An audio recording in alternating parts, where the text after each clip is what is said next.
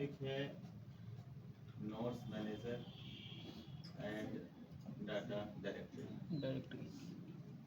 पहले data directory की बात कर लेते हैं। ये वो लोकेशन होता है जहाँ पे हमने कंपनी को सेव किया। ये कंपनी जो भी है, ये कंपनी कहाँ पर सेव हुई है, जिस जगह पे सेव हुई हम उसको क्या बोलेंगे, डायरेक्टरी। क्लोज कंपनी करके जब आप ओपन कंपनी पे क्लिक करोगे तो ये बता रहा है कि ये सारी कंपनी इस जगह पे है। डी ड्राइव में एक फोल्डर है किस नाम से, ये हमारी डायरेक्टरी है ना जी। अगर हम चेंज करना चाहें इसे तो चेंज हो सकता तो सेट डाटा डायरेक्टरी पे चल के इसको चेंज कर सकते हैं। किसी और जगह पे रखना है उस फोल्डर को या तो यहाँ से अटैच कर दो। बेसिकली डाटा जो है बाय डिफॉल्ट सी ड्राइव में जाता है। सी ड्राइव में बीजीविन के नाम से फोल्डर होता है और इसमें डाटा नाम से फोल्डर। तो अगर मैंने इसको क्लिक कर लिया तो अब डाटा वाले फोल्डर में जो कंपनी होगी सी ड्राइव बीजीविन डाटा, वो कंपनी अब शो करेगी। क्लियर है? हम चाहते हैं कि अब डी ड्राइव वाली भी ओपन कर लें। तो मान लो एक ही सिस्टम पे दो कंपनी ओपन करनी है तो एक को ओपन कर लो और दूसरी कंपनी हो सकता है कि दूसरे डायरेक्टरी में हो। तो ओपन करने के बाद फिर अब दूसरी बार पीसी ओपन करो।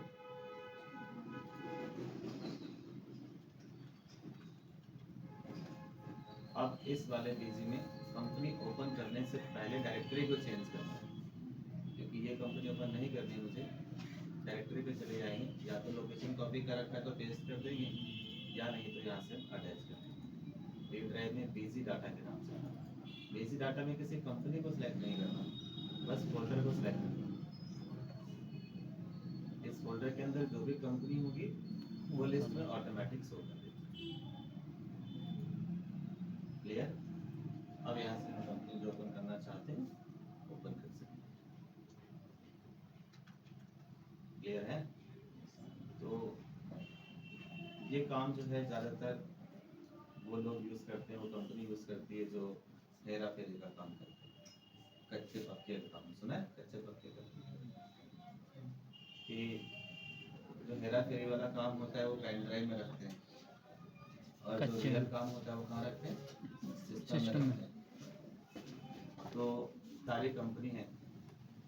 मैं चाहता हूँ कि जो अभी ये नोट्स वाली कंपनी है, ये वाली कंपनी नंबर अभी ये कहाँ पर है, मार्क करना चाहता हूँ पेन ड्राइव में। तो आप वही माई कंप्यूटर में पेन ड्राइव पे यहाँ पे ड्राइव शो करेगा। अभी मान लो सी ड्राइव में मैं रखना चाहता हूँ तो सी ड्राइव में या तो फोल्डर बना दो या बीजीविन वाले फोल्डर में जाके पेस्ट कर सकते हो। तो पहले तो डी ड्राइव में जाएंगे जहाँ पे वो डाटा वहाँ से हम कॉपी कर लेंगे। आया ना जी। 65 नंबर की कंपनी लास्ट में, कंट्रोल सी। अगर कॉपी किया तो यहाँ भी रहेगा वहाँ भी जाएगा, कट कर लेंगे तो यहाँ से हट जाएगा। मैंने कॉपी कर लिया, सी ड्राइव में गए, बीजीविन में गए, डाटा पे गए। मान लो ये मेरा पेन ड्राइव, अब मैंने यहाँ पे पेस्ट कर दिया। अब ये कंपनी सी ड्राइव में भी है और डी ड्राइव में, दोनों में। तो अभी जो ये कंपनी खुली हुई है ये सी ड्राइव वाली है जो हमने पहले ओपन किया था। मैं दोनों को ही बंद कर देता हूँ। अभी जब मैं ओपन कंपनी करूँगा तो ये कंपनी कहाँ वाली खुल रही है, सी ड्राइव वाली। आया ना? ये मान लो ओरिजिनल है या डुप्लीकेट कोई भी। और अब मैं चाहता हूँ पेन ड्राइव वाली खोल लूँ, डी ड्राइव वाली। तो फिर यहाँ से दोबारा से बीजी को ओपन करेंगे, हालांकि बीजी ओपन है। इसमें पहले हम डायरेक्टरी चेंज कर लेंगे, क्योंकि यहाँ डायरेक्टरी कौन सी है, क्योंकि हमने बाद में ओपन करके इसको सेट कर दिया था, याद है? नहीं तो यहाँ से क्लिक करके हम डी ड्राइव का लोकेशन सेट कर सकते हैं। तो अब जब मैं ओपन कंपनी करूँगा तो यहाँ देखेंगे कि सेम नाम से दो कंपनी हमारी ओपन हो गई। आया ना? जी। एक ये है और एक ये। ठीक, कंपनी का नाम बिल्कुल ही सेम है, कोई फर्क नहीं है। हाँ, दोनों में काम का फर्क है। एक में बस दिखाने के लिए सरकार को पक्के का 2-4 बिल बना दिया, और एक में जो हमारा जेन्युइन काम है जिसमें हम हेरा फेरी करके बैठे हैं, मतलब कि पार्टी से रियली में कितना लेना है कितना देना है, वो सारा काम दूसरे वाले फोल्डर में रह सकते हैं। तो ऐसा करते हैं अक्सर कंपनी में लोग कि डाटा को पेन ड्राइव में रख लिया, पेन ड्राइव लगाया सिस्टम में, डायरेक्टरी सेट किया, कंपनी में दिन भर काम किया, सामने पेन ड्राइव निकाल लिया, या कोई आया तो पेन ड्राइव निकाल के पॉकेट। क्लियर है?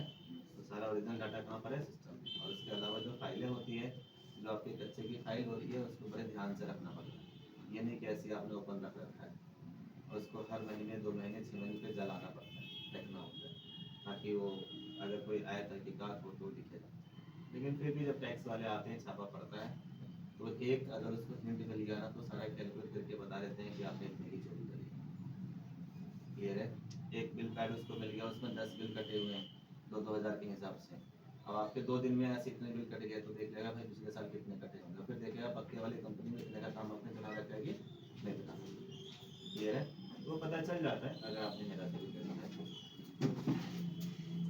तो अब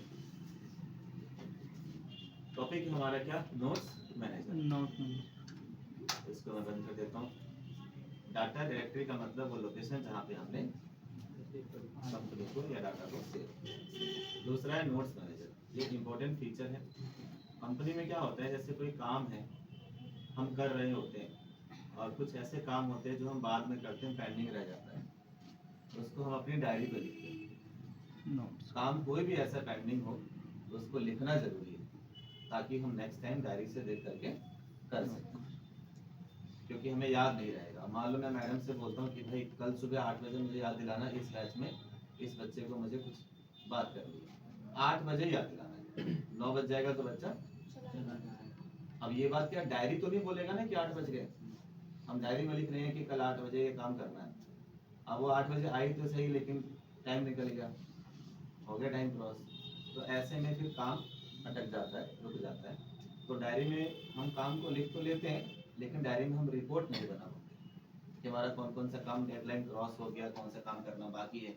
मान लो 1 महीने पहले हमने कोई काम लिखा था जो अब तक नहीं हुआ, तो डायरी में हमें पन्ना पलट के देखना पड़ेगा, हाँ या ना?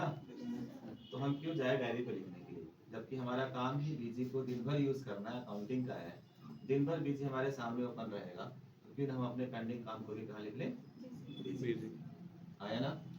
इसमें हम डेडलाइन सेट कर देंगे, ये वाला काम हमारा इस टाइम से पहले हो जाना चाहिए। जैसे वो टाइम होगा ना, फिर हमें ये वार्निंग देगा कि आपका ये वाला काम पेंडिंग है।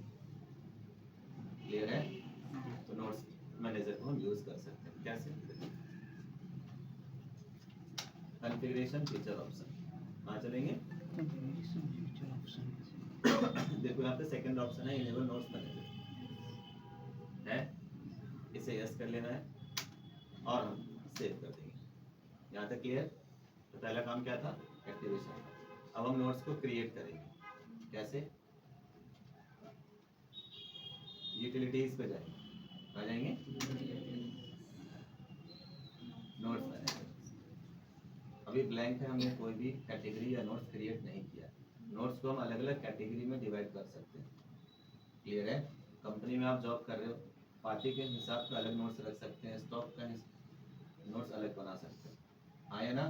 बैंक का कोई काम पेंडिंग है, उसका नोट्स हम अलग बना सकते हैं, आया ना? लेबर के बारे में कुछ लिखना तो उसका नोट्स हम अलग बना सकते हैं।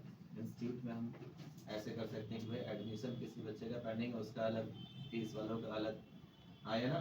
टीचर वाइज अलग। कोई कोर्स स्टार्ट करना है, जैसे आप लोगों की हमने बोला था पहले कि जब भी पीजी का बैच बनेगा तो कॉल आ जाएगी। आप में से मुझे किसी ने कहा कि सर पीजी का बैच बनेगा तो बता देना। अब मुझे कैसे याद रहेगा? बैच बनना है 3 महीने के बाद, 2 महीने के बाद, कई बार याद रखूंगा जिसने मुझे बोला था? नहीं ना? तो उसका हम कहीं ना कहीं बच्चे का कार्ड नंबर, फ़ोन नंबर लिख लेंगे ऐसी जगह पे, ताकि जब पीजी का बैच बने तो पीजी वाले ही बच्चों को बता दें। क्लियर है? तो इसके लिए हम क्या कर सकते हैं कि अलग अलग कैटेगरी बना सकते हैं। क्लियर? हम लोग ऐसा ही करते हैं, किसी बच्चे ने कहा कि अभी टाइम नहीं है, हम 2 महीने के बाद इस टाइम पे बैच ले पाएंगे। अब 2 महीने के बाद उस टाइम पे बैच बना और उस बच्चे को बोलना है, ये बात याद रख पाएंगे क्या 2 महीने के बाद? ये कैसे याद रहेगा? नोट्स में अगर हम एक बार यहाँ पे रिकॉर्ड में डाल देंगे, 2 महीने के बाद ये हमें बताएगा बीजी कि आपका ये वाला काम अब डेट आ चुका है, करो। क्लियर है? तो हम नोट्स को कैटेगरी में डिवाइड कर सकते हैं कैटेगरी बनाने के लिए, नोट्स बनाने के लिए, डिलीट करने के लिए, मॉडिफाई करने के लिए सारी शॉर्टकट कीज नीचे लिखी हुई है। ऑल्ट F3 है कैटेगरी ऐड करने के लिए, F3 है नोट्स को ऐड करने के लिए, ऑल्ट M कैटेगरी को मॉडिफाई करने के लिए, ऑल्ट F8 कैटेगरी को डिलीट करने के लिए, F8 नोट्स को डिलीट करने के लिए, और F6 नोट्स को एक्टिवेट या डीएक्टिवेट करने के लिए। हमें कोई कैटेगरी बनाना है तो क्या प्रेस करेंगे? Alt F3। क्लियर है? अब यहाँ पे हमने जैसे लिख दिया बीजी, सेव, फिर ऑल्ट F3 हमने लिख दिया एडवांस एक्सेल, आया ना? Alt F3 tally, alt F3 टीज, ऑल्ट F3 अदर्स। क्लियर? अब कोई ऐसा बच्चा जिसको बिजी के बारे में बताना है, उसका नोट्स हमें लिखना है, तो नोट्स को ऐड करने के लिए F3 प्रेस करेंगे। क्या कौन से कैटेगरी में ऐड करना है? बिजी। अब कोई बच्चा, इसका कार्ड नंबर ये है, ठीक, मैंने यहाँ लिख दिया need batch in March after 6 PM। ये बच्चा 6 बजे के बाद ही आ सकता है। अब जब बिजी का बैच बनेगा तो हम देखेंगे कि बिजी वाले कैटेगरी में जाकर के इस बच्चे को हम कॉल कर देंगे। हम चाहते हैं कि ये वाला काम इस डेट से पहले हो जाए तो हम टाइम और डेट भी सेट कर सकते हैं। इसमें मैंने टाइम डेट सेट नहीं किया, सिंपल। फिर ऐसे F3 नोट्स में आप कुछ भी लिख सकते हो। क्लियर है? फिर ऐसे F3। अब इस बच्चे का मान लो फॉर्म फिलअप किया, उसकी मेल आईडी गलत है, 10 बजे का बैच है। अब ये कल 10 बजे आएगा, 10 बजे ही मुझे इससे बात करनी है, या 10:30 बजे आया ना? तो मैंने लिखा कार्ड नंबर तो ये है, बेस्ट टाइम 10 AM, ठीक है। ईमेल आईडी रॉन्ग है, टू बी कंसल्ट ऐसे लिख दिया। अब ये वाला काम कल 10 बजे तक हो जाना चाहिए, तो यहाँ से आकर के हम क्या करेंगे, इसको यस, डेट डाल देंगे कल की, और कितने बजे तक? क्लियर? हम चाहते हैं कि 10 बजे अगर ये काम ना हो तो हमें ना रिमाइंडर मिल जाए, हर 15 मिनट का रिमाइंडर मिल जाए, चाहे आधे घंटे पे चाहे घंटे। क्लियर है? या एक बार बस ओके कर दिया, सेव कर दिया। ये टाइम भी बताएगा कि ये वाला काम हमें कब तक करना है। क्लियर है? चलो एक और नोट्स मैंने ऐड कर दिया, किसी और फील्ड में ऐड किया। यहाँ मैंने ऐसा डेडलाइन सेट किया जो टाइम क्रॉस हो गया,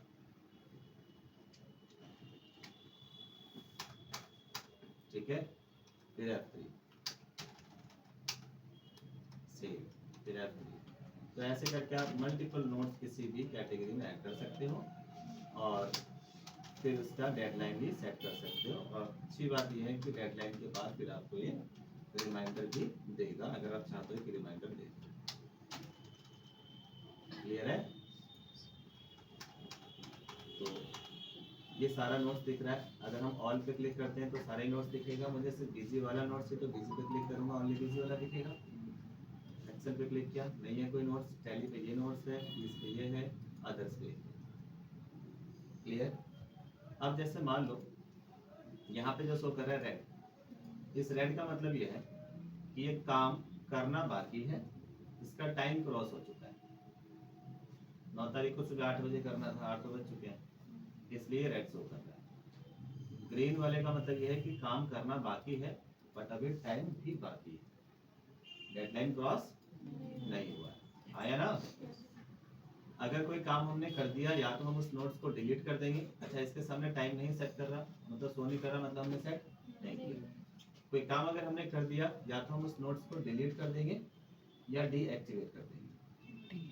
डिलीट करने के लिए F8 प्रेस करना है, डीएक्टिवेट करने के लिए F6 प्रेस। डीएक्टिवेट करने से ये शो करेगा कि आपने काम कर दिया है, और डिलीट कर देने से सारी कहानी खत्म हो जाएगी। F6 प्रेस करेंगे, do you want to deactivate this note? Yes. अब वो ब्लू कलर में शो करेगा। क्लियर है? फिर इस पे भी हमने F6 किया, ये काम हो गया, ब्लू हो गया। डिलीट करना है, F8 प्रेस करो, डिलीट हो जाएगा, वापस नहीं आएगा वो। अब इसमें हजारों नोट्स है, इसके अंदर कुछ एक्टिवेट है, कुछ डीएक्टिवेट है, मतलब कुछ काम हो गया, कुछ पेंडिंग है। हम चाहते हैं सिर्फ वो शो करे जो पेंडिंग है। क्लियर है? जो हो गया वो शो, डीएक्टिवेट वाला शो ना करे। तो यहाँ से एक्टिव नोट्स पे क्लिक कर देंगे नीचे, ओनली वो शो करेगा जो काम अभी करना बाकी है। क्लियर है आपका? किसी कैटेगरी को अगर हम डिलीट करेंगे तो उसके अंदर के नोट्स भी ऑटोमेटिक डिलीट हो जाएंगे। कैटेगरी को डिलीट करना हो तो ऑल्ट F8 करना है। तो क्या भी रहा है, do you want to delete the category face and all its notes. Clear? Escape and escape. बाद में अगर नोट्स को ओपन करना हो तो या तो शॉर्टकट की से ओपन करो या स्टेप यूटिलिटीज पे जाएंगे, नोट्स पे क्लिक कर देंगे। आया ना? शॉर्टकट की कंट्रोल एन प्रेस करके नोट्स को ओपन करना। नेक्स्ट डे जब आप मॉर्निंग में सुबह सुबह जब बिजी को ओपन करोगे, जैसे आप जॉब पे गए, बिजी को ओपन किया, कंपनी को ओपन किया, जिस कंपनी में आपको काम करना है, तो नोट्स बाय डिफॉल्ट ओपन हो जाएगा बिना ओपन किए, क्योंकि रूल ये कहता है कि आप पहले पेंडिंग काम को निपटाओ फिर आगे काम करो। क्लियर है? इसलिए नोट्स ऑटोमेटिक ओपन होगा। ठीक है? विदाउट को तो पूछो नहीं।